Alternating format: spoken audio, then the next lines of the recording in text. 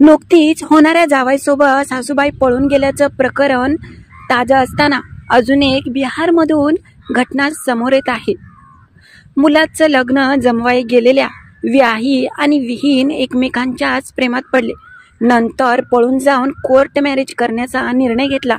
मात्र ऐनवेळी नातेवाईक आले आणि पुढे काय झालं ह्या प्रेमी युगलांचं तेच आपण पाहणार आहोत। ही घटना बिहारमधील सासाराम जिल्ह्यातील आहे। शिवसागर पोलीस स्टेशन हद्दीतील धनवा गावातून ही विचित्र घटना घडली आहे। या गावात राहणारा एका मुलीचा विवाह तिच्या वडिलांनी ठरवला, पण त्या विवाहामुळे दुसरीकडे एक वेगळीच प्रेम कहाणी समोर आली आहे। मुलीचे वडील आणि मुलाची आई एकमेकांच्या प्रेमात पडले आहेत, त्यामुळे सगळ्याच गावभर त्यांची चर्चा रंगली आहे। धनवा गावचे रहिवासी दयान शंकर राम आपल्या मुलीचं लग्न धर्मशिला देवी यांच्या मुलासोबत ठरवण्यासाठी गेले होते।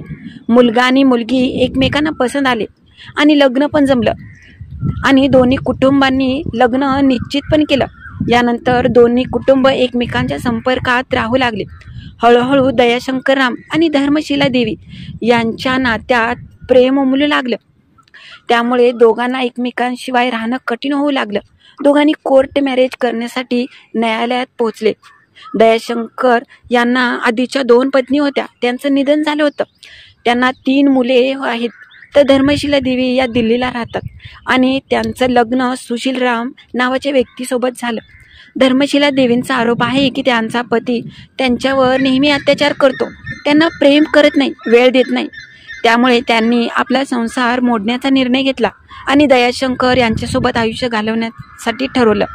मंगळवारी दोघांचं कोर्ट मॅरेजसाठी न्यायालयात ते पोहोचले असता मात्र ही बातमी धर्मशिला यांच्या सुशीला रामपर्यंत पोहोचली आणि ते आपल्या कुटुंबासोबत कोर्टात पोहोचले। तिथे दोघांची रंगेहात पकडलं आणि मग काय, धर्मशिला यांच्या नातेवाईकांनी दोघांना चप्पल आणि बोटांनीच मारहाण केली, बेदम मारहाण केली। यावेळेस ह्या दोघांना आणि दोन्ही कुटुंबांच्या मध्ये पोलिसांनी मध्यस्थी केली। तासभर समजवल्यानंतर हा हाय व्होल्टेज ड्रामा शांत झाला।